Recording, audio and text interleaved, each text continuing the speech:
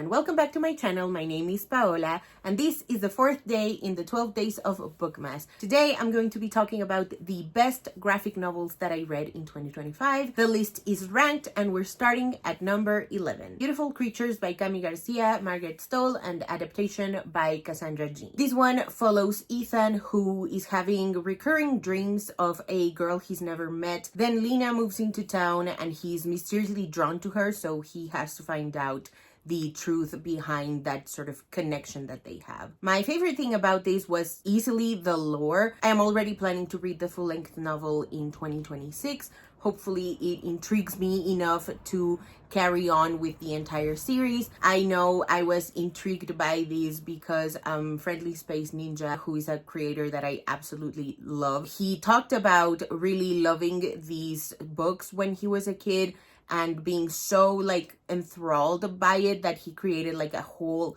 score for the books. And I think he talked a little bit about the movie adaptation. I don't remember if he talked positively or negatively about it. He just really loves the source material, and so that intrigued me enough to check out the graphic novel, and now I really want to check out the full-length novel. Number 10, The Secret Garden by Frances Hodgson Burnett, the adaptation done by Mariah Marsden. This is a children's classic. It's about Mary, who goes to live in her uncle's mansion where she discovers a secret garden, and so she becomes determined to find a way to bring it back to life. For this one, my favorite thing was the color palette. It's so dreamy and magical. It also made me really want to check out the original full-length novel. I also really loved how it painted the discovery of the garden, and all of the pages that are just illustrations were gorgeous, breathtaking. Highly recommend this graphic novel adaptation. Number 9, Halfway There by Christine Mary. This is a graphic memoir and we follow the author's college year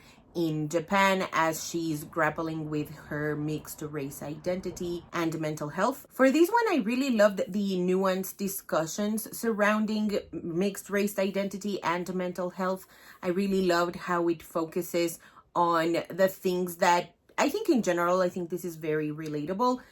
Things that we think are expected from us, the things that are actually expected from us, from other people in our lives, from society, and there's other expectations that we place upon us that affect us mentally, makes us struggle a lot in a way that we don't really have to, but your brain has a really annoying way to trick you into believing that we do. It was a kind of graphic memoir that can make you a little bit uncomfortable, but with good reason. It made me really examine where I was at the moment when I was reading it. It was really interesting. Again, highly recommend this one. Number 8, Squad by Maggie Tokuda Hall and Lisa Sterl. This one is about a new to town girl who gets invited to join the most popular girls clique, where she kind of thinks she just won the lottery for these. She gained social status. However, as it turns out, the girls are also werewolves. For this one, I really loved its look into toxic friend groups. It's kind of like a mix of Mean Girls and The Craft. In that way, it also reminded me of the early 2000s paranormal shows, which I miss very much. I can easily see this one becoming a movie. I think animated would be really fun. Another graphic novel that I highly recommend if you're into Mean Girls, Pretty Little Liars, stuff in that kind of vein with a paranormal twist to them. Number 7, Angelica and the Bear Prince by Trung Le Wen. This is about Angelica, who is trying to pull back a little bit from responsibilities and the pressure because she hit burnout. In that journey, she also finds solace and develops a big crush on the local theater's mascots, the M's, and now she's on a journey to find out who that person is. This was a really tender graphic novel. The color palette is also genuinely so beautiful. I love that it's about grief, family, friendship, and romantic love. I love that it's set at a local theater and the finding love in the DMs of it all. Number 6, The Infinity Particle by Wendy Wu. This one follows a young inventor named Clementine who falls in love with a lifelike AI, and it also confronts questions of freedom and autonomy, which was easily my favorite thing about this graphic novel, especially in this day and age. I believe it's one of those graphic novels that I would call timely, and the color palette is to die for. It is very like monochromatic, very pleasing to the eye.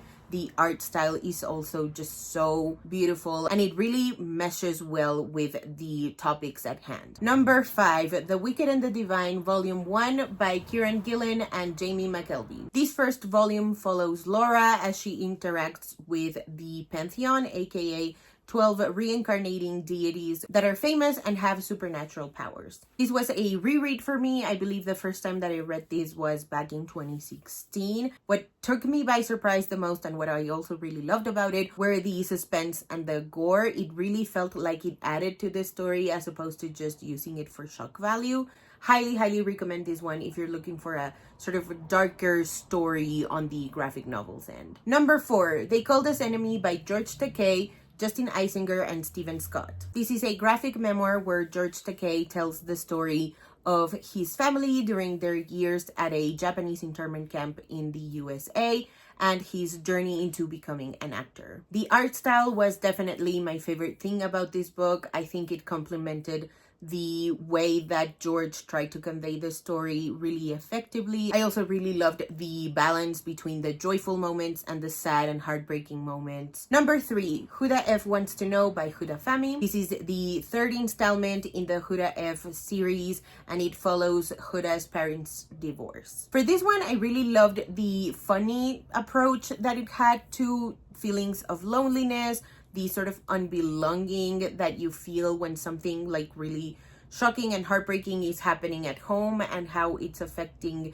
your personal life in school, with your friends, and also with your sisters, because they're all taking it very differently. This was very signature Huda Fami, and I cannot wait to read more. Number 2, Saving Chupi by Amparo Ortiz and Rani Garcia. This is contemporary fantasy, and it follows Violeta and her friends as they're trying to protect the local chupacabra from international smugglers and monster hunters. For this one, everything was my favorite thing about this novel. I really loved the art style, the oversaturated colors, as well as the friendship aspect to it all, the sort of loneliness that comes with having to keep this like really big secret of finding a chupacabra and not knowing what to do with it, how to protect it, the high stakes of it all. It felt very reminiscent of E.T. in the best wholesome way. And finally, number 1, my favorite graphic novel that I got to read this year. It's Lonely at the Center of the Earth by Zoe Thorogood. This is a graphic memoir where the author chronicles 6 months of her life as it falls apart, and she's trying to put it back together in the only way that she knows how, which is to make art. I really love how vulnerable and raw it gets. I really loved its depiction of depression in terms of both the depressive episodes and the functional episodes as well. It's unlike any other graphic memoir and unlike any graphic novel, honestly, that I had ever read. It spoke to me in a way that I didn't really know how to talk about. I still don't. It really hit me with how like vulnerable and like easily accessible the depression was, which is something that we usually try to hide from other people. So props to Zoe Thorogood for that. I really love this one. Alrighty, so that is it for today's video. Thank you guys so much for watching. If you haven't already and you'd like to, go ahead and hit subscribe, and I'll see you in the next one. Bye.